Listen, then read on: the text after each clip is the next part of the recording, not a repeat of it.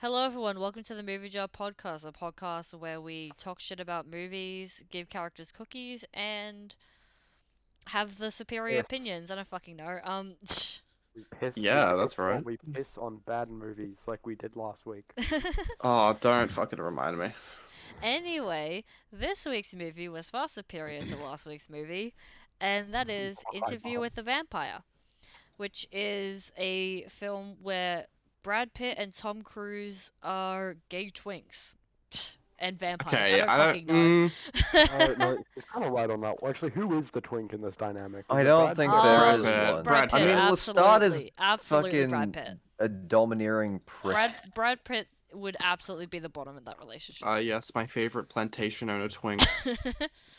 Brad Pitt would be the bottom in either of his gay relationships in that movie. I don't like the thought of Tom Cruise and Brad Pitt fucking each other. Anyways, They hey did on guys. screen. This movie was just erotica. Well, Yeah, Yeah. actually, yeah. I looked up. Yeah. I looked into the book. Tumblr fan fiction put on screen in the 90s, guys. Pretty much. Oh yeah, It felt like that. yeah. You know what, actually? Tumblr fan fiction was based on this. It came from here. No, The demons but came no, from here. No, fanfiction started with Star Trek in the 70s. No, Yeah, but, but Tumblr.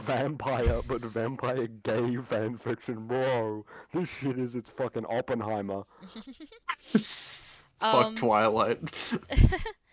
So Twilight is for the heteros.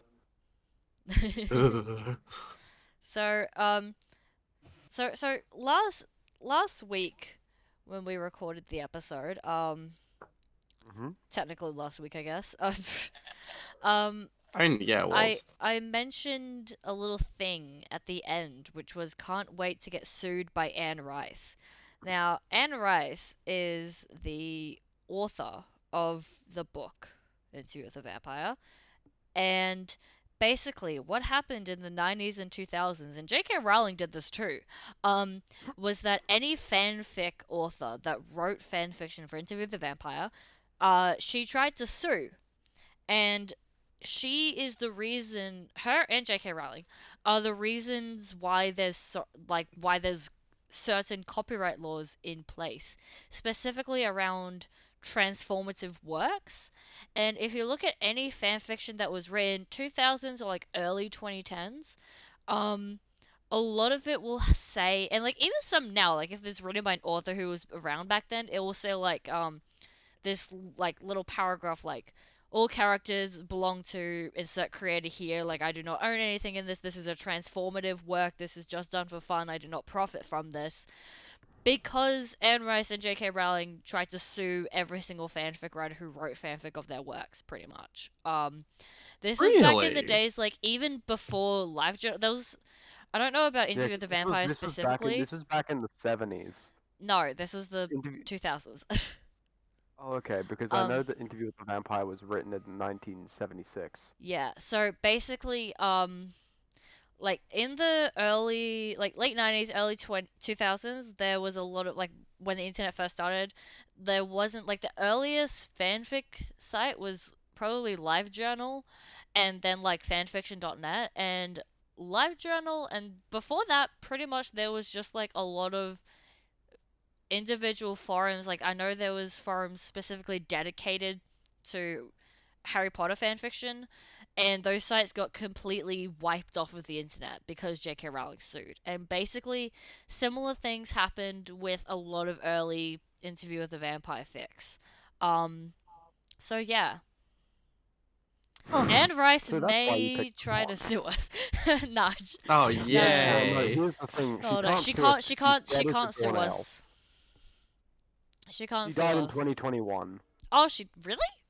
She's dead. Died. She's dead? Yeah, she's dead. She died December 11th, 2021. Ding dong, the witch is dead. A So shame. I'm reading her Wikipedia page. I know it's such a I'm such a debate lord. I'm reading the Wikipedia and saying I'm an expert, but Yay! no, but apparently she was raised Catholic, and you know what? I can tell. Oh Yeah. boy, can I tell? Oh, yeah. Oh yeah. This Chris, what were your thoughts on the film? I don't know. It just seemed like mid Tumblr vampire erotica, but it was the original. So I don't know. That's fair. I mean, it's just a toxic, abusive relationship put on screen in the framing of being like ages old and a vampire is talking about it. It's like Mm, it was just uncomfortable for me in particular. makes And sense, I've honestly. watched the new series as well, and that's high quality, but it's just even worse. There's a It's TV Mm, show? weirder Yeah, it's and more actually abusive. airing. The second season is airing right now. Yeah, Oh. I'm not following up on it. I'll really? probably Well, watch it. No. you can talk about the TV series in a bit, but Cameron, what do you think? Mm. Um, I'm somewhat neutral on this movie. I liked it, but it just gave me um it it felt like it was missing a lot of like it felt like it was setting up for a lot of rom-com moments a lot of the time between Mm. Brad Pitt and Tom Cruise, and then it just never And happened. then Antonio Banderas. And then, oh yeah, don't get me Bro, wrong, the try the oh my god, I loved uh, Amand. He's who I'm giving the cookie to. no, I didn't I knew nothing about this movie but going into this. And so when I saw both Brad Pitt and Tom Cruise, I was like, Blonde Tom "Huh? Cruise. Huh?" Yeah, it was weird. I can only ever see Tom Cruise like post Scientology. And so like well sorry, at least early 2000s onwards. So seeing him now, like well not now, but like back then, it was just like, "Huh? Who the fuck is this guy?" You know? I did only end up writing two notes, as I've already said to these guys before we started recording. One was Brad Pitt was surprisingly good as a vampire, and the other one was Lestat is both a fucking baller and a bitch ass motherfucker at the same time after he came back. Like he did like fucking like FNAF William Afton I'll be back sort of Yeah, shit. several Like times. multiple times throughout the fucking movie. And how long was this movie's runtime?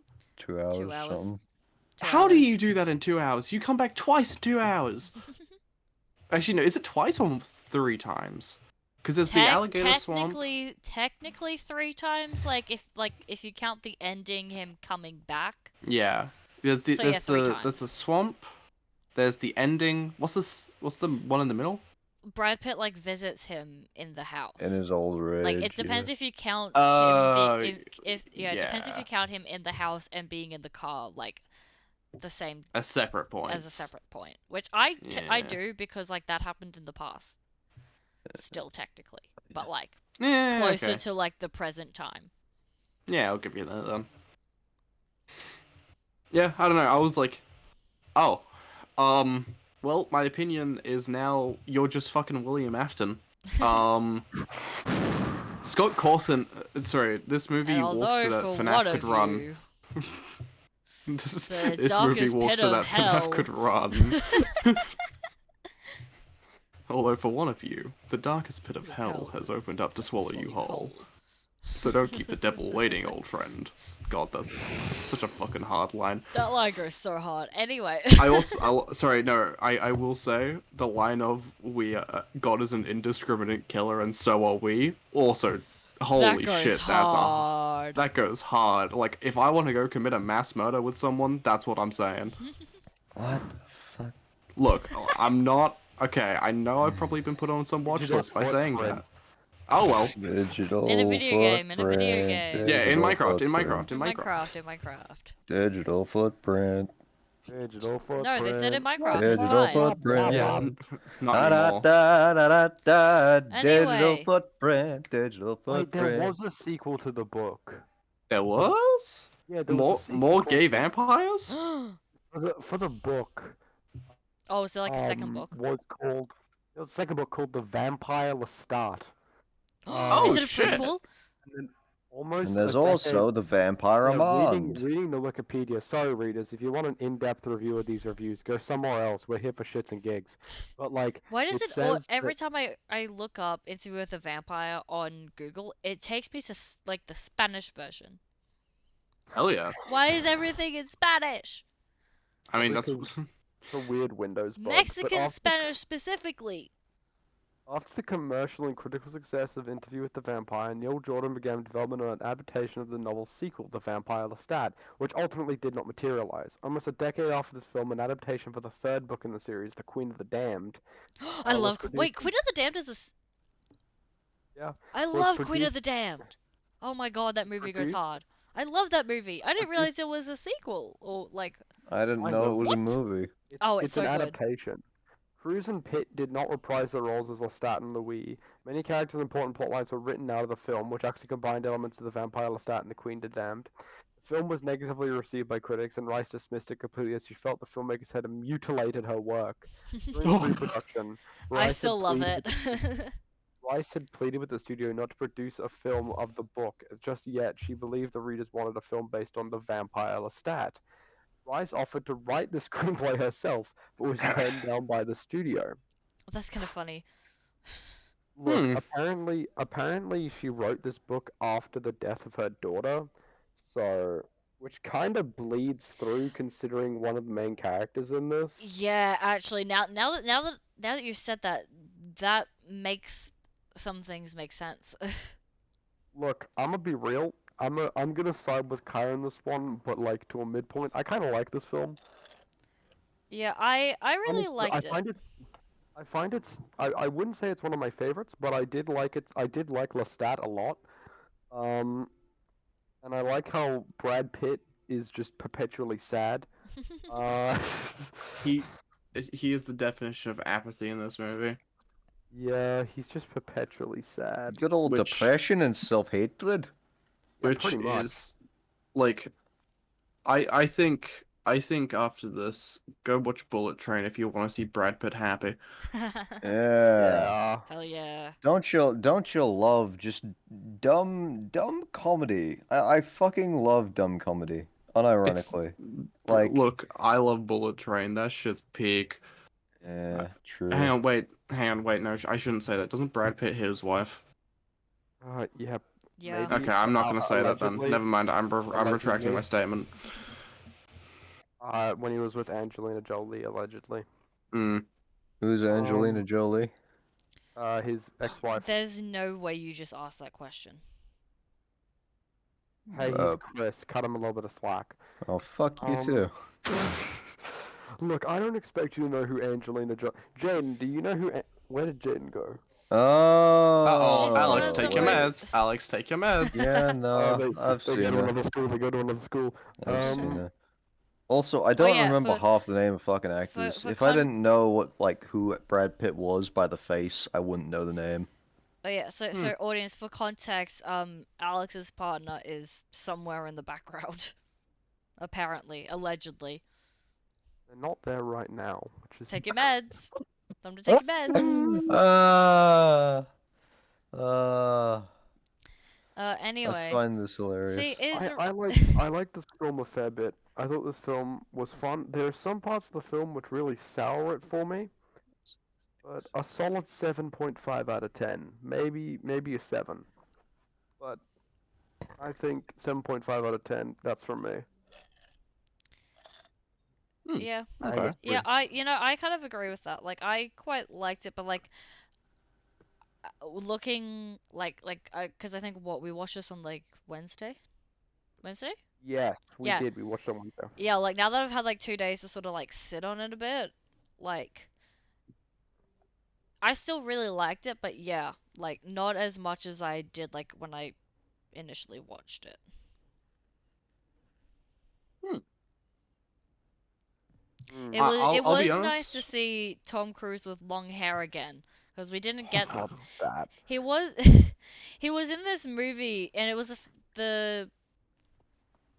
it was a movie he did before he did Top Gun, and it's Oh, called was it? Legend, and he had like long hair. He was like an elf sort of like looking thing. It's some fantasy movie. It's called Legend. It's on Stan and Disney Hmm. Plus. Oh, the same thing as And the elf Better Call twinks. Saul. But yeah, yeah, fun little fact about that. When they were doing like pre-production still for Top Gun, they got the actors in to like to what's it to like see them like in the planes, right? Like before they actually filmed it. And Tom Cruise walks in, pretty boy with this long, luscious hair, and all the pilots are like, "Oh, we're gonna give this guy a horrible fucking time. We're gonna make him regret this." And they did it, and he got out of the plane. He was like, "I want to go again." Essentially, he fucking loved it. So I just think that's kind of funny. I can't believe that's his actual hair. It's not a wig. I Huh? can't believe In Interview I. with a Vampire, or in Yeah, wait, what? that's not a wig. That's not Is a that a wig? wig? I don't think it was a wig. It looked like his actual hair. Really? Damn. It looked like. Well, okay. This is me going off the fact that Tom Cruise is the same guy who does all of his own stunts, even to the point where it damages his own physical body. Like, the guy Yeah. goes all out. Say what you want about Tom Cruise, the guy dedicates himself to a role when he gets it. But, like, I don't know. Tom Cruise with long hair isn't a bad thing, but it's certainly not something that I was prepared for. I don't know. I think I didn't actually know that Tom Cruise was in it, and I was like, hang on a fucking minute. Yeah, Alex, he when you did wear said a blonde wig. Alex, when He you did. said Oh. that it was Tom Cruise, I thought you were joking. And then I saw him, I'm like, oh. I was like, hang Oh, on, by I the know that way, he smells did wear anywhere. he did wear a blonde wig. Oh, okay. I will say, in terms of costume design and everything like that, So fucking good. I really thought it was good. The only thing that made me severely uncomfortable with Brad Pitt's eyes. Every Yeah, time he was on yeah. screen, I saw his his vampire eyes with the contacts in. I was like, ugh. Yeah, no, I Shit out of me. I found agree. I found the entire thing mostly uncomfortable. Just Yeah. seeing an abusive relationship. Yeah, it's great. Love Well, it. I think if we're gonna jump into that topic, we should just jump right into it, into a discussion about erotica itself. the the movie is like Twilight in a sense, on it not because of vampires, but because of the way that it relates itself to the erotica section as a whole. Kaya can speak on this more than I can. Aw. Cough, cough. Um, but Don't like, worry, we'll get a side episode with Karina talking about we're gonna start vampire episode with erotica. Karina and Kaya reviewing their favorite fan fictions. Oh my god, that what's would your go hard. Kaya, what's your favorite smut? He's not outing that. That one was supposed to get a Patreon. Uh, If you want to know what Kaya's I favorite spot don't is, know. What sort of question is that? No, I don't know. I As your lawyer, do not say I don't know. That makes it sound like you read a lot of smart. I read a lot of poly ships, so just with like multiple people, like it's pretty simple. That's fair. Hmm. Jaden, what's your favorite smart about, by the way?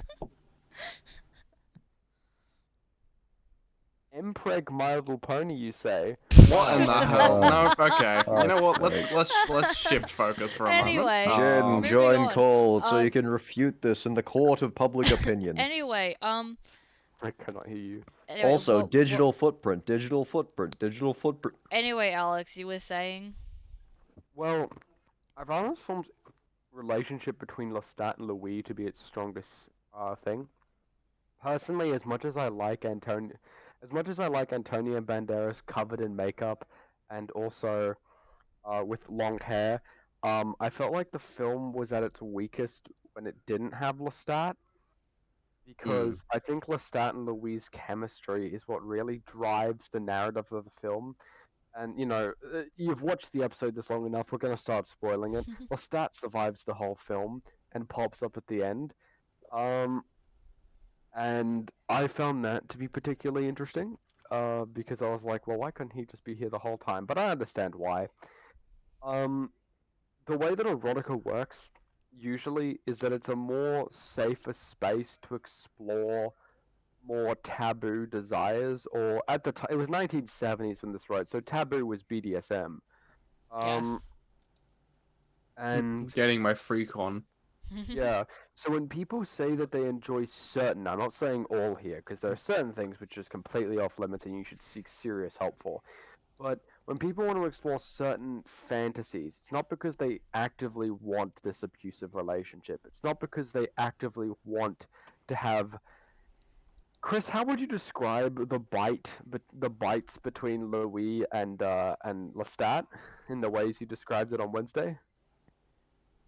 I don't fucking remember what I said on Wednesday. Well, how would you Uh, describe it now? Sexual assault? Was that the word? Oh! Yeah. Yeah. Like the way that it's framed in the film, it's this incredibly dark, toxic thing that sort of makes your stomach churn.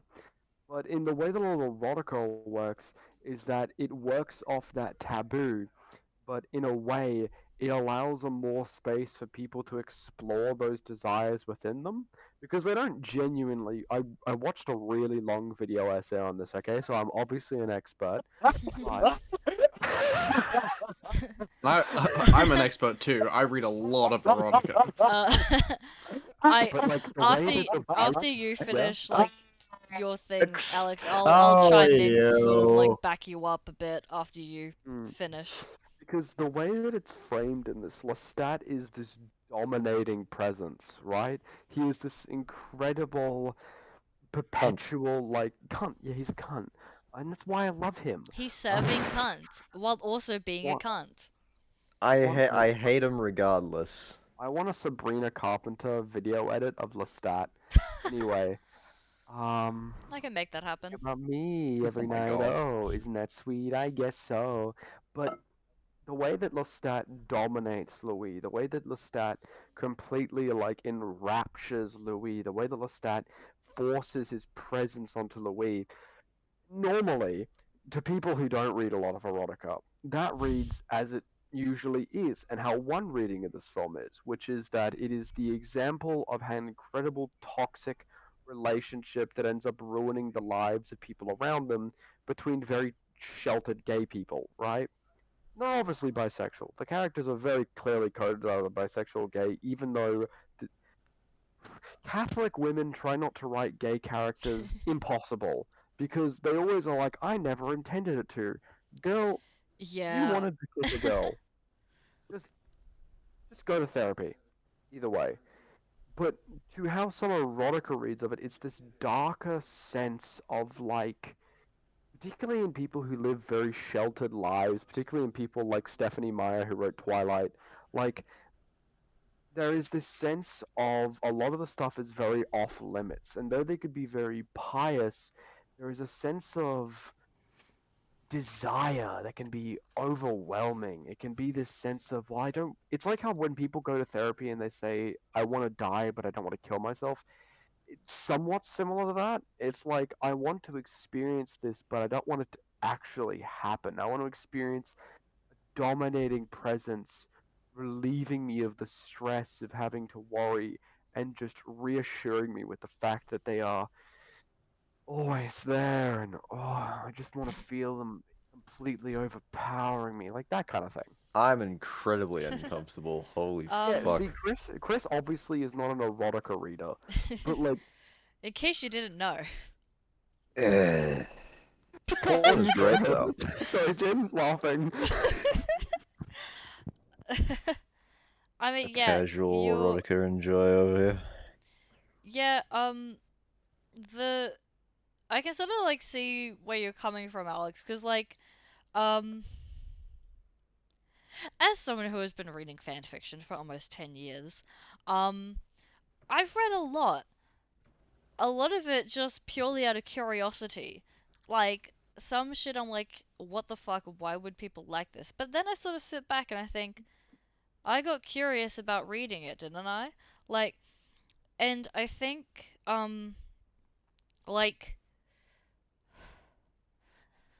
non-con is a very, non-consensual, is very Ah. popular sort of thing, and it's not Ah. like it. Let me finish. It's not mo- pretty much like most of the time. It's not like people actually getting off to it. A lot of the time, especially the readers, it's more either morbid curiosity like me, or it's this sort of thing that can probably be helped in therapy. Um, it's it's kind of hard to explain, but there's this sort of phenomenon, and it's definitely something that like I just said needs therapy. But there's this sort of thing of like the like whole like essay fantasy sort of thing. Um, but like you don't actually want to experience it, and I can You sort want of the like feeling, yeah, it's you want like the it's feeling, like but what not you the said actual about like action. yeah, it's like what you said about like oh I want to die but like I don't actually want to. It's Mm. it's yeah, it's sort of like you're intrigued by it and you're kind of drawn to it, but you don't want to actually experience it. And yeah, a lot of it can be fucking touched on in therapy. Um, but I read like especially back when I was in my Dream SMP phase. Um, Uh-oh. I Oh hold no, this on, is group therapy session now. hold on.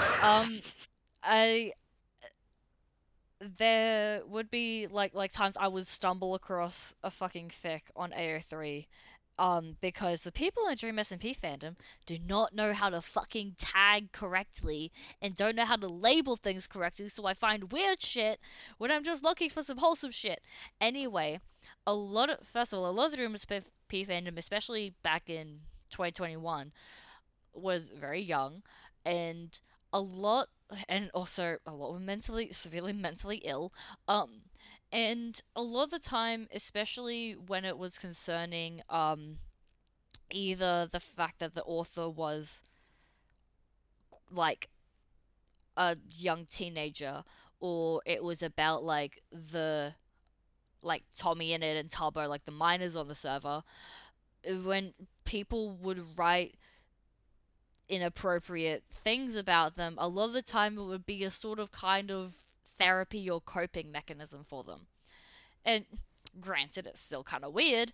It's a lot weird, but like you can sort of like understand like sort of like especially Why? yeah, a lot of the time the people who were writing it were victims of sexual assault themselves or victims of grooming and that sort of stuff. So it was sort of a way for them to like process their trauma. And I mean, personally, I don't know why you're publishing it. The publishing of it is the weird thing. The publishing of it's the Yeah. weird thing for me.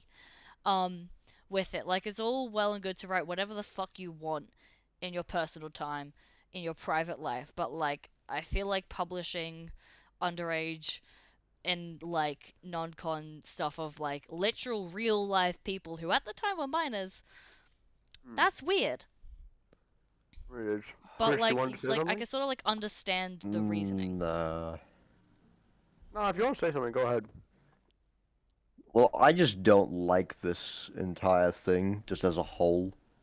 Uh-huh. Non-consent, abusive relationships, that bullshit. It's just a whole can of depression that I don't like and makes me angry. Um, Hmm. yeah, nothing else to this, so I'm just gonna really be probably quiet. Fair enough. This film. That's why I think this film is. That's why I think this film is like. It's better with Lestat because it can be a real analysis into real abusive relationships. As someone who's had an experience that I won't go too far into that was slightly non-consensual, um, I did sort of get it. Because Lestat is this incredibly charismatic yet dominating figure who essentially makes Louis hate him yet also romanticize him. Um, and I found that to be pretty true. It's very Particularly during compelling. it's compelling, but it's also something that happens a lot. Like you can tend to sort of, particularly in those early days, you can tend to sort of romanticize your abuser, particularly when you put your distance between them, because then you can be like, oh yeah, um, maybe I treated them really wrong, So you you know? try and Maybe, justify the bullshit. That's yeah, smart, and kind of. no, Chris has got it right. I'm phrasing it poorly, but you try to justify it to yourself to make yourself comfortable with it, and that's where I think Louis is at, and I think that's where Louis stays at for most of the film, particularly at the end, whilst Lestat goes on constantly reliving the glory days or trying to. Louis maintains this constant sense of regret that he separated himself from Lestat, but also regret that he ever got in with Lestat. He hates him, and yet at the same time, it's hard for him to let go of certain memories and internally speaking at the very least he's told that it's the dark gift, like he was given something, and so he feels as if he owes Lestat something. So whilst he moves on from him at the end, he still feels like he owes Lestat something, which is something that some victims can feel like when they go through it, which I thought was kind of interesting. It was an interesting point of view. Um, it wasn't what soured the movie for me. What did Uh, sell the Yeah. movie for you? The whole Claudia thing. Oh yeah, Kirsten no. Dunst as like a person when she was 12 when this movie came out. yeah, I think I That's can. I think yeah. I'll let Kaya speak on it in a minute, but to continue yapping, if that's okay. Yeah, If I have permission to continue yapping, go on. I think I'd like to explain that. Because I think I get what the author was going for, but I think the issue wasn't necessarily with the author. I think it was an issue with the cinematographer and the scorer and the music, the scorer. The music. Really? The music? Yes, yeah, because the music played a part in it. I guess yeah. The framing, I guess. Okay, I no, don't no, know. I'm Yeah. interested to hear Also this. the Go on. director. Okay. Okay. So when you write a book about this is something that I've been looking into a lot because I'm trying to read. Okay, I'm trying not to be an illiterate gay. But like, You tell me that you but went out like, and purchased Interview with the Vampire and you read the entire thing. no, I purchased a bunch of Warhammer books, but Slay. I can sort of get. But I recently, I can't remember exactly what film it was, but oh no, it was one of the ones. It was 2001: A Space Odyssey. I commented on that one that it felt like the director read the book. It felt like Stanley Kubrick read the book and then just said, "Let's make the movie." Right? It doesn't feel like it was properly translated from book to screen. And in that episode, I distinctly remember saying, so watch the other episode if you want a more in-depth reasoning. But I distinctly saying, when you have a book, you can have flavor text galore that you can't have on a screen. When it comes to the screen, you have to put an effort to visually show things through framing, through lighting. My partner and I are we nearly finished with Better Call Saul, and a lot of the Eek. key, yeah, peak. It is a peak show. Go watch it. But um, particularly with that show, a lot of the characters' inner turmoil is shown through cinematography. It was a book. The author would say, you know, Mike was reminiscing about this, or Mike was internally feeling that. Because if you don't say it, there's no way the audience is going to know it, right? Because that's how a book works. And it sort of What obfuscates about the author intention. pictures? Yeah. You get me, Chris, because you've I been need reading Gotcha and pictures. Felix, right? Yep. Yeah, and they explain a lot of inner turmoil for the characters there because it's important for the audience. A good writer will still leave something to the imagination, will save some things for later, they'll think, but either way, you have to explain it in a book. And to me, the way that Claudia was presented in this film, it seems like and I'd have to read the book, but it seems like the arc for Claudia in this film is sort of following Anne Rice's sort of dream of wanting to still be with her child, but then ultimately realizing that she can't have that, and also reminding her this toxic relationship of how these vampires who haven't ultimately settled with themselves, their own nature, and haven't properly come to terms with their own demons, project onto this child and force her into a perpetual state of being young to the point where it warps her development. She can't tell platonic love and familial love from romantic love, and it feels like something that in a book would be really well written because the author could supply all of the subtext necessary. They could probably explain that this is some that Claudia feels torn. She is told they're the family, but yet she can't be the woman she knows she wants to grow up into. She's perpetually held back through the chains of being seen as a child. And that's also something that I think is a very pungent emotion. Apparently in the book she's 5. Yeah, and that makes more sense. Because Yeah, that's a child who perpetually remains 5, eventually you're going to have to touch on themes of the mental development, yet she will always be a child to the ones around her. And in a book, in a book which is filled with words, too many words, it feels like you would be able to cover your bases and properly inform the reader as to what's going on, right? The issue then came with who read this book, and when the cinematographer and the scorer were looking at these scenes. Because in my eyes, they didn't highlight the warped nature, and it's also Anne Rice supposedly wrote the screenplay, but as screenplays go, I don't think it was necessarily an issue there. I think it was an issue on a lot of people, but I'm not going to put the blame on Anne Rice here because I get what she was going for. She was going for when the child says beloved, it's the really old fashioned and sounds really bad these days, but it's meant to be encapsulating this experience of like formal ways of saying I love you, right? And the child isn't properly developed. The issue is when the screenwriter and the scorer and possibly even the actors themselves were told to act out this scene, they added romantic undertones underneath it. When when Kirsten Dunst says beloved, and when they when they talk about the weird relationship that Claudia has with Louis, they just kind of gloss over it.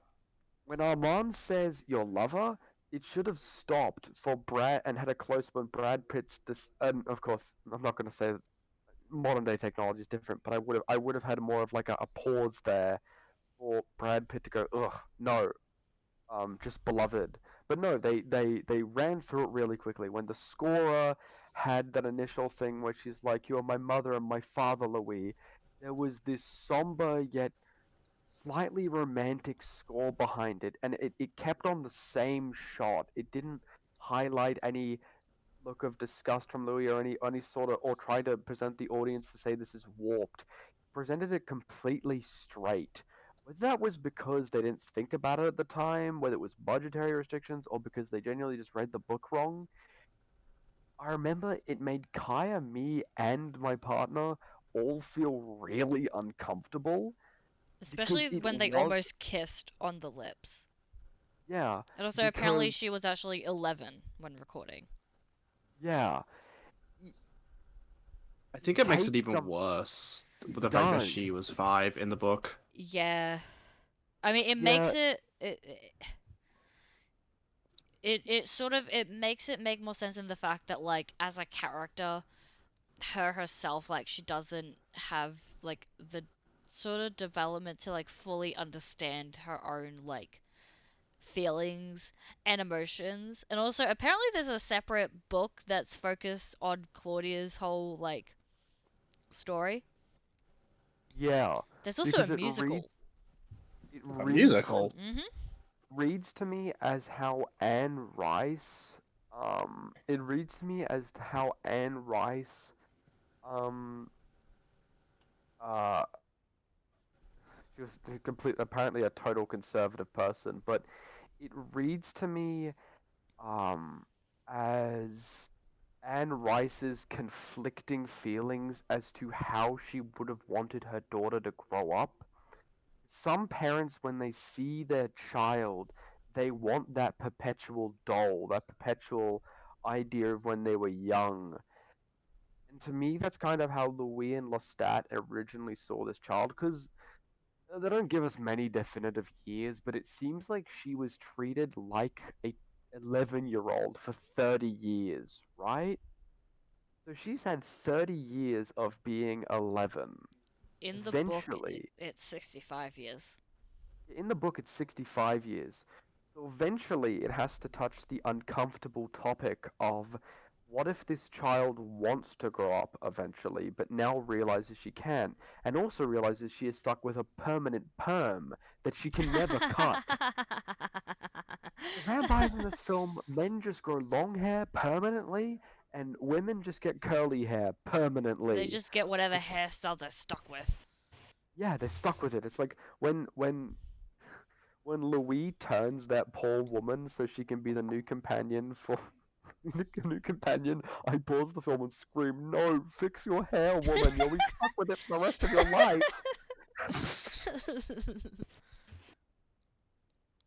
Um, but my point is that when the team who went to go shoot all this did, is they looked at the screenplay, they looked at the book, and they either got the wrong idea or they achieved it completely wrong, because then it makes all these moments which are meant to be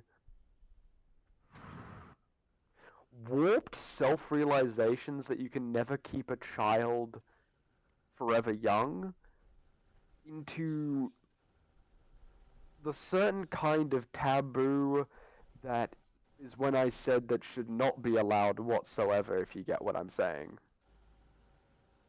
So I think the issue was on the cinema. I've had time to mull on this, and I think the issue was with Claudia was simply just with the cinematography and the score. Those were the two major issues why, and probably a little bit of the acting direction. Because, yeah, that was the part of the film that soured it for me. Was very weird. If it was mostly just a character study of Lestat and Louis, then it would actually be further up in my favorite movies. But because of the Claudia stuff, it really wretches it down, if that makes sense. Also, the whole it being taboo to turn a child into a vampire, thought it was a little bit weird because like I'm like, oh, she's like 12. I mean, like it's not like that young to like turn into a vampire, you know? Like I feel like they wouldn't be super mad, especially since the time frame. But like the fact that she's supposed to be 5, it makes a lot more sense that they're pissed that she was turned into a vampire. And also, Stephanie Meyer, you ain't fucking slick. I know you stole this directly. I know you stole that plot point. I was actually gonna mention that. Renesmee, my beloved. Oh, God, Renesmee. CGI baby. Kill it with fire. I've watched I'm all on the Twilight Volturi films. side with this one. I've watched all the Twilight films. This film was better Same. than Twilight. Better than all of them. Yeah. I don't know. I've seen a lot of rom-coms. On the rom-com side of things, I do kind of agree with you, Cameron. There were some points which were definitely leading more into the comedy side of things, particularly with the fact that she just kept killing her piano teachers. Yeah. And I don't know. definitely... Sorry, Yeah. go ahead. No, you go ahead. I've yapped for Oh. so long. No, I was just gonna say, it felt like Adam Sandler was gonna pop out the corner at any point. Oh, Sandler, what are you doing here? And I mean, to be fair, whack off. he has played a vampire. What? Oh, right.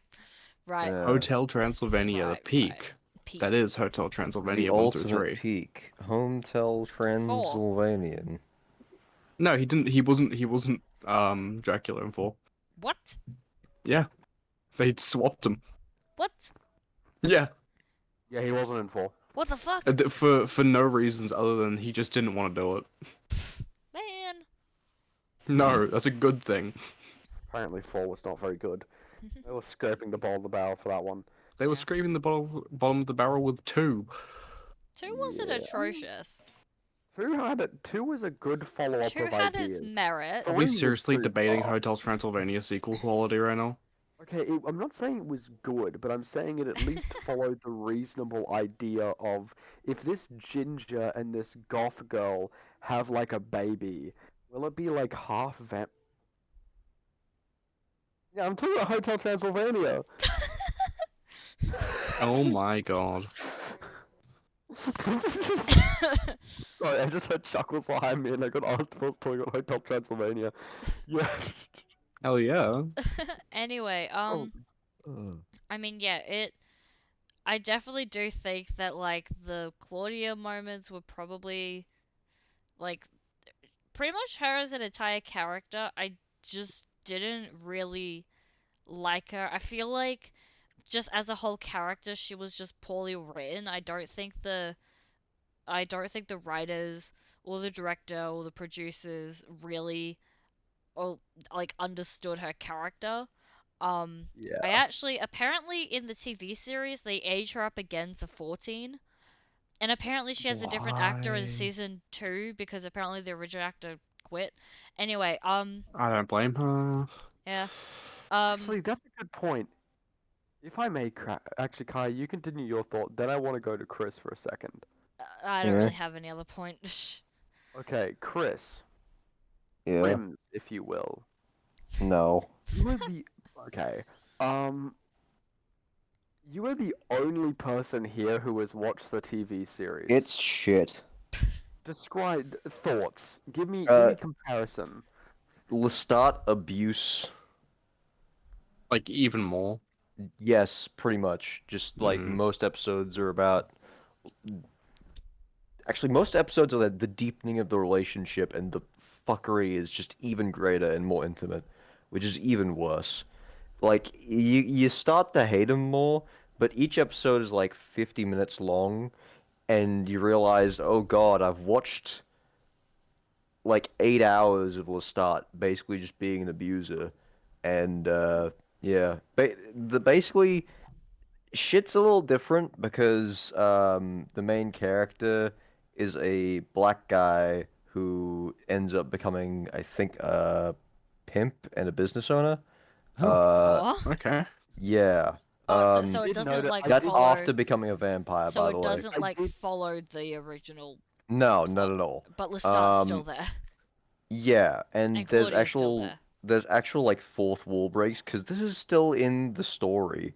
So the interviewer gets to ask questions and gets to be an asshole, and there's all these little twists, but it's still just Lestat abuse throughout most of it, and it's really fucked up, and I hate it. And also the actor that plays Lestat looks more like the main character in the Interview with a Vampire in 1994.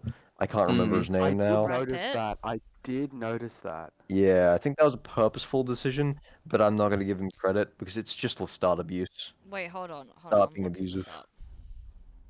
Yeah, he doesn't look a lot like John DiMaggio's in this. Jake the dog. He does look like The Brad Pitt. human. Oh my god. Yeah.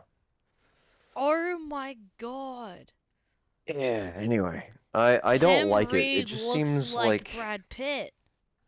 It just seems like more of an abuse simulator, which I found exceptionally uncomfortable. And I watched this entire series with my dad because my dad wanted to. And Like just I the don't first watch season? many things with my dad. Yes, just the first season because the season 2 has only come out recently, right? Yeah, it's still airing right now. Okay, cool. Well, then I haven't watched the second season. We haven't come across Armand. I'm probably gonna do that. Armand comes up in the second season. I know because there's a cast. There's a casting.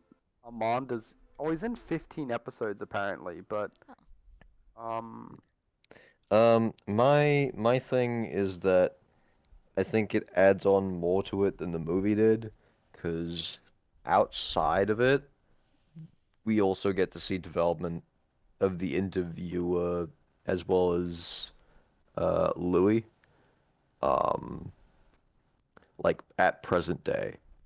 Uh, yeah, I don't know what else to say. oh, Fair enough if it's I not that might much check it different. out. It's I I don't like it at probably all. won't, but If you wanna, you I mean, can. see, I like a lot of like vampire stuff, and I'm also like, I'm intrigued. I'm interested.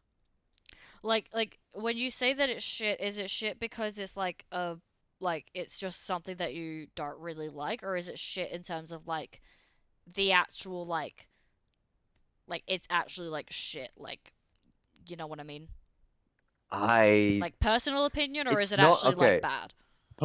It's personal opinion because in my opinion, quality of production is top notch, quality of dialogue is top notch, quality of like everything is top notch, It's but just the not your subject matter thing. unto itself is shit. Okay. To me. Well, yeah, I might check it out then, because I'm mm, I'm I'm intrigued. I'm, I, eh, We'll I'm start eh. Abuse Simulator. Let's go. Yay! This is not a yay moment. This is a Oh, very much depressed. We get to see abuse, especially towards children. Oh, does he abuse the child? okay, never mind. Yep, nope, not a yay moment. Oh my god, we I didn't do did intros not. again. I just realized. Oh my god. I did not Anyway, like it.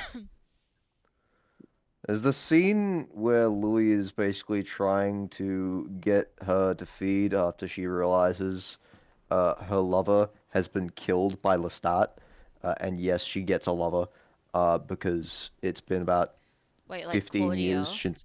Yeah, Claudia. She gets a lover, and Lestat kills the lover because he wants to get like a power jump over it or whatever. I forget what they call it, but basically he kills her lover, and then she gets really depressed, and then locks herself in her coffin for like months on end. And Louis is basically just throwing pigeons at the coffin, unironically, to get her Oh, to eat.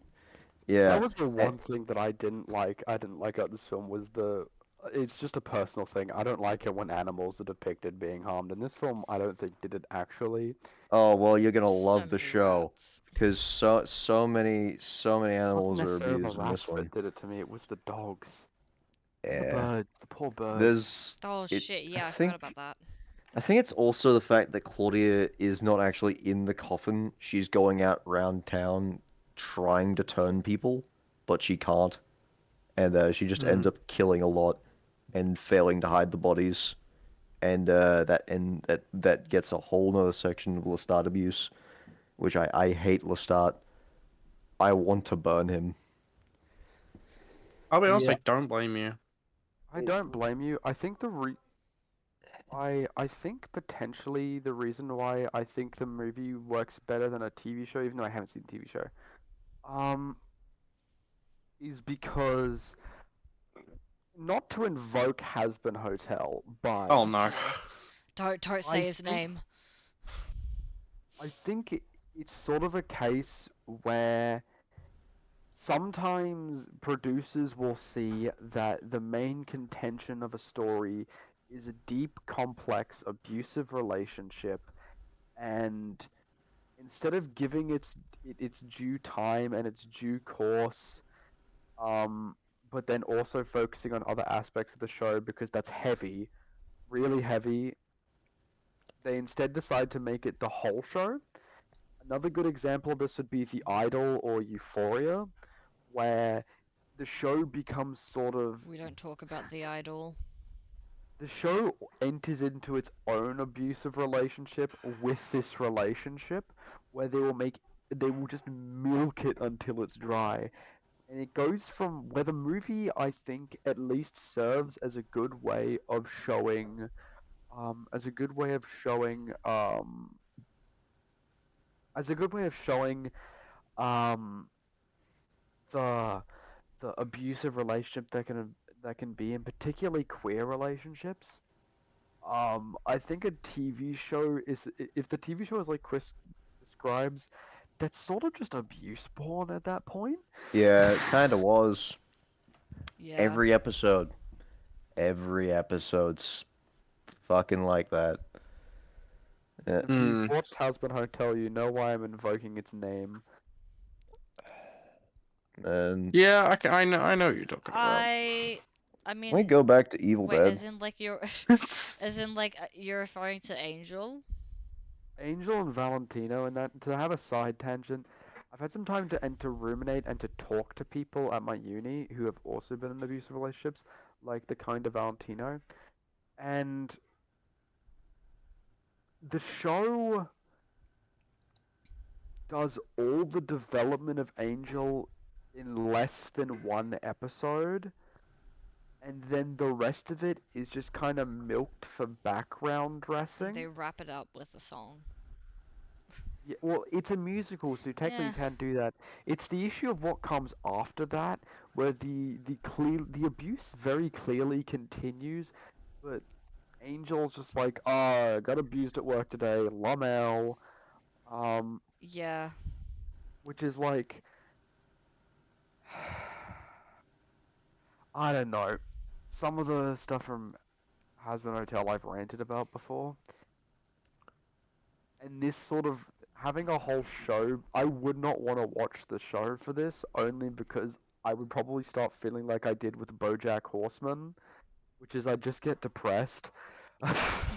Mm. Another thing about just to sort of just because I remembered this so with like Husband Hotel like the filming scene with Angel that was written by someone who ships like romantically not like ships Angel Dust with Val Yeah. and like actively like enjoys like non-con and shit and has drawn it. Yeah. I don't like that. It's very icky. Vibsy Pop is very icky. Yeah. So that's what's so to any like writers out there, Hasman Hotel is what not to do. Yeah. Kinda, Please, yeah. please do not If you're going use to it write, as like writing inspiration in terms of like how to write. if you're going to write something which is more on the complex relationship of abuser and abusee, I would reference this movie. I Mm. think this movie is one of those 90s movies which has a lot of flaws, but also has a lot of charm and And a lot of like good decent amount of stuff in there. Like in terms of like does. actual like it's well written for the most part. It's it's a at least in the book, I'm assuming it's a very well thought out plot line and like the themes. Like it it's uncomfortable at parts and it can be more uncomfortable for certain people than others, but it's still like a good like it's sort of like my thing with like Space Odyssey. Like I disliked the movie, but I think it's a movie that like if you want to be a filmmaker, you should watch it. I Sort of mean, thing. I'll chime in here. Yes, it is my favorite movie of all time, but I actually think it's quite boring. I know that it's quite boring. It doesn't make much sense, and I've never gone and read the book, but yet it's still my favorite movie of all time, purely because of the technical aspects. Space So, baby. hmm, Space baby. Space Baby. Yeah, no, I'm just to chime back into the whole thing of 2001. Yeah, I'll agree with you there about like you should watch this film for technical aspects, especially Mm. due to it gives you just by deconstructing parts of the actual movie itself and how it was made, it gives you a much better look into how VFX, sorry, special effects used to be done before the use of computers. I was actually very impressed. For a movie from the 90s, I was quite impressed. 96, no, wait, oh, sorry, yeah.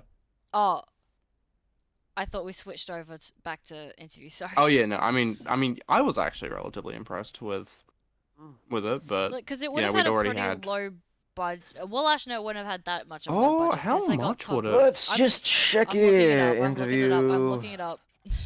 Already have it up. Oh, Oh. where is the? Wait, hold on. It Budget. was 60 million. Hold 60 on. million USD. Hold on. Um, How? Where does it say I'm that? pulling up the inflation calculator. Yippee! What is it? I Was love 60, inflation. right? 60? Whoa, 60 60 mil mil, yeah. 60 estimated. million. Whether or not Yeah. that counts for inflation or not. I'm doing it now. I'm doing it now.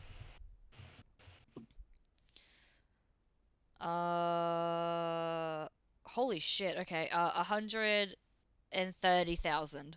No, 30 million. Sorry. Yeah, we ran it down, guys. 130 Ran it down. million. $1 is a mil. 130 million. That's more than double. And that's last year. Like last year's Mm. inflation, because this website doesn't go up to 24 yet. To 2024. It only goes up to last year. Surprisingly more money than I thought. I mean, But I guess to be maybe- fair, maybe this some of is that went to tech. this is post Top Gun Tom Cruise, and this is Brad Pitt, who was like the heartthrob, one of the heartthrobs of the Yeah, 90s. like, Both of them This were. is peak. Both of them Brad Pitt. were 90s heartthrobs. Everyone was in love with them. I suppose also it's like they had a lot of sets they were recording on. That plantation house they built, because I'm guessing they built it because they burned it down. You Mm. know, that would have taken a bit. Imagine outfit. imagine you see like a casting call for extras for a movie, and you're like and you're African American, you rock up to the audition like, yeah, so you're gonna play a slave. Like Oh. that gets eaten by a vampire. I did find that part of the movie interesting because I think it plays with a theme that I have not enough experience to talk on, of like petite bourgeois, which I mentioned, which is like sort of this upper class yet very, sensitive idea of like rich people. And I thought the fact that the slaves weren't the center focus might have just been because Louis, since he was a plantation owner, just didn't mention much about them to the interviewer. Mm. Because all of this is literally being told to the interviewer, only the parts that Louis cares about. And I find the parts that Louis just obfuscates be an interesting note of his character. Like, Haha, unreliable narrator. I don't like the trope that My much. favorite trope.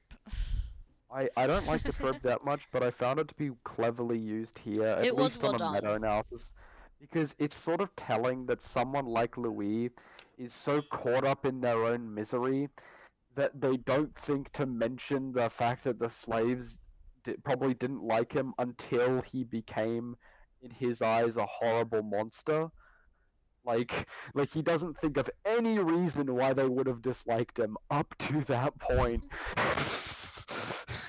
Well, no, because he didn't even think about that. It took one of them to say like, "Oh yeah, they're kind of afraid of you," for him to be like, No. "Aw." You wanna know the unreliable narrator done well? I have no mouth, but I must scream. I do want What to did listen you to just that. say? I have no mouth, but I must scream. It's a radio You were drama talking and a very book. fast. I have no mouth, but I must scream. It's a Ah, book that okay. there's a radio drama version of it. Radio demon. Shut up. Oh, do not get me started. Well, I guess on the topic of wrapping things up, because we've been recording for a fair bit. Yes. Thank you for listening. I'm going to give Spin the wheel. Oh, Lestat my cookies, right. cookie. Yeah, and Lestat is going to get a Creole praline cookie, of which I will post a picture of in general. That you don't get to see, viewers. Ha ha ha. It is cocoa powder, pecans, and cinnamon. Ooh. cinnamon, and some pecans. And the reason I say this is not necessarily because I think Lestat would really like all these flavors, but I think it's because at one point Lestat is just obsessed with New Orleans and drinking specifically Creole people's blood. Maybe it's because he's racist. Probably. But like Probably. The Probably. racist vampire. You're a Interview racist with a bastard. racist vampire. Who much told as you I I'm a think- racist? best fucking comedy scene ever. As much as I think Lestat is an irredeemable bastard, I think he is a very good example of an abuser. It's like he's Um, a good character. yeah. I think he's a very good character, if not like probably the most well-written character in this movie. And goddamn, is he charismatic! When he shows up at the end, I was visibly happy because he just has so much charm. You know what? Tom Cruise could indoctrinate me into Scientology Huh? if he just had Lestat hair. Okay, I'm saying it. Fucking dude, I'm saying it. Okay, propaganda has no hold on me. um, moving Tom on from Cruise does that, apparently. I'm actually giving my cookie to Amand. I really liked him. He, I wish that we saw more of him. And I think in the books he's got more to do, and probably like in all of them. But I really liked him. I found him and Louise's like interactions quite interesting because like he is trying to get him away from Claudia, but like and like he saves him, but like he obviously doesn't like have Louise's like best interests at heart because like Louise and Claudia are very attached to each other. But I think their relationship was very, very interesting, and I sort of wish that we got to see more of Armand in general because, Antonio Banderas. Mm. I love um, Antonio Banderas. I love that man's voice so much. So cool. Oh my He's such god. he's such an awesome person. Ugh, He I was. He love should be him. fucking happy that Chris put the Princess Bride on him. Anyway, so I'm giving him. I don't know if I'm gonna. I'm probably gonna say this wrong. Any Spanish people out there, I apologize profusely. Boro. Any Spanish people out there? Any of you? Borrachuelos. It's a type of cookie from Malaga, which is where Antonio Banderas is from, and it's this thin little cookie that is soaked in wine and Ooh. and aniseed, Yes, um, and yeah, and they're fried instead of baked and soaked in some sort of like sweet syrup, and it first of all it looks bussin', and like they fill it with like sweet potato or pumpkin and stuff like that, and I'm like, what the fuck is this? This is a cookie, and it looks like a sort of like like gyoza or like dumplings. It Put looks it like in chat. I will. It looks like a sweet like a dessert dumpling, and it looks really good. Hmm. So yeah, Um, I did I'm some going to. research. I just Oh, nice. in looking up certain cookies for my cookie, I'm gonna give Louis these ones. I just found them. They're called mice cookies. It's just they're just looks shaped like great. mice. They're just shaped. I'll be honest. those I'll be honest. oats They for actually ears? look really good. I think so. They look really good. Okay, It's please just- please put this image into the video. Okay, it's just They a look cookie good. shaped like a mouse. Yeah. All right. I think that's the one. That's the one that we're gonna make for this episode. Mm. Chris, what have you got? What was your cookie? I just looked up shit cookies. Here you go. Here's bear shit cookies. That's Bear what you shit deserve. cookies. Bear shit cookies. The- That's what you deserve. Oh, I don't know who I'm giving it to, actually. Lestat. Yeah, Lestat. Give him the bear shit cookie. No, not even a cookie. It's just bear Just bear shit. in the shit. shape It's of a just bear cookie. shit. Just, the spoon. It's just a shovel, and I'm putting it in your mouth. You don't have to. You don't have to Only a open up. It'll spoonful. get there. It'll get there regardless. Spoonful of bear shit helps the medicine go down. You know The what? medicine Helps is the a Creole fucking blood go spade. down. No, And with on that, Oh, spin in the fucking wheel. preparations. Wheel time. Oh my god! In the preparation steps, it says make 4 to a half dozen little shits. Okay, Uh, prediction. Make some of these cookies on time. Uh, Wheel time. I And then the Barbarian. Please. what's I beg of you. there's a new TikTok audio that's just trending. It's like Kendrick, drop another diss track, and my life is yours. Yours. Wheel, give me Hellraiser, and my life is yours. I'm so desperate to watch this movie, cause like I wanted to Wheel. watch it a while ago, but then I was like, oh no, I should probably like I kind of want to watch it like with Alex, cause I just feel like that'd be fun. And now I want to really watch like it. Hellraiser. I want it either that or V for Vendetta purely because that means that Alex I can watch it on the train together because I have it on disc. Hmm. I think my prediction Reasonable is to going to ask. be. Damn. Ooh. Screw you, I guess. I Well, I know kind what of. you want, I Chris. Yeah, you do know what I wanna want. watch. I do want to watch the Conan the Batman. Barbarian. You want to Ooh. watch the Batman? Yeah. Wheel, give me Conan the Barbarian, or the bear shit is yours. All right, everyone. Here we are. Hey, As Jaden. many. Oh yeah, what does Yeah. Jaden want? What's Jaden's prediction? Hot Hey. Fuzz. What movie do you want next? Okay, Jaden said Conan.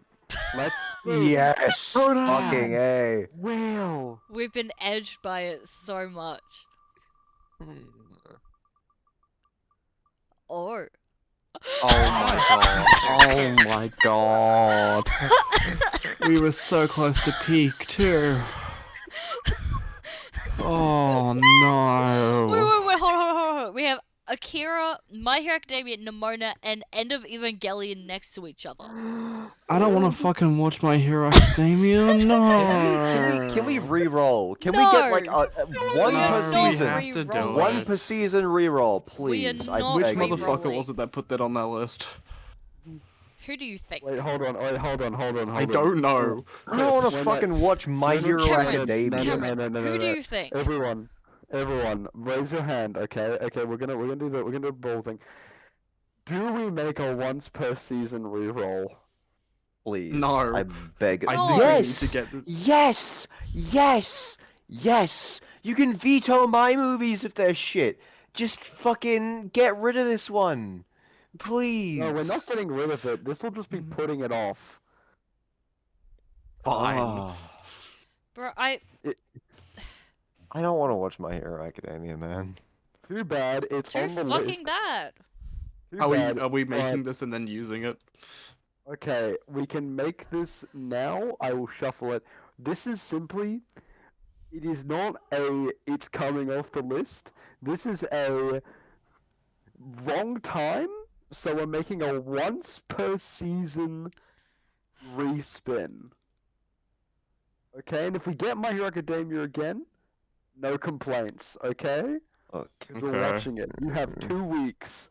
We will be gone for 2 weeks. You have 2 weeks to watch it. I'll find every reason not to. It's genuinely good.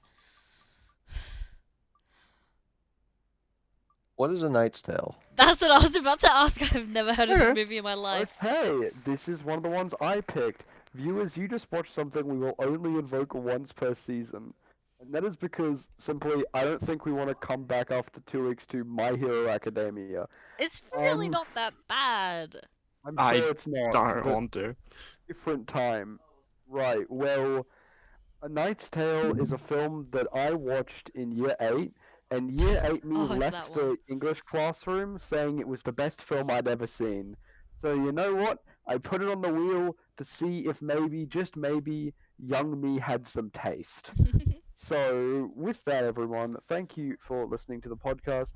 We will most likely have filler episodes, and we'll decide after we finish recording this what's going to happen exactly. But Kai and I will be gone for 2 weeks, so you're going to be stuck with these two bozos here. And at some point, you will be watching Split. So that sucks for Yippee! you. Better than My Hero. I disagree. I mean, I don't like My Hero, but this one is just blatant, factual error. So, I don't know. Is discrimination against a group worse than bad anime? Yes. Yes, it is, Chris. Racism is worse than bad anime. I was meaning the opposite way around. Sorry. Oh, are you saying that bad anime? Okay, no, no, that's a hot take from Chris. If an anime is bad, that's worse than racism. I'm too damn tired to argue. So I'm right. Bear Anyway, shit with cookies that, for you, Alex. Bear with shit cookies for you. um. Get a good spoonful for you. Oh, Anyway, with that, we've been the MovieJar podcast. Thank you for digital watching, footprint. and Digital don't roll a footprint. stat.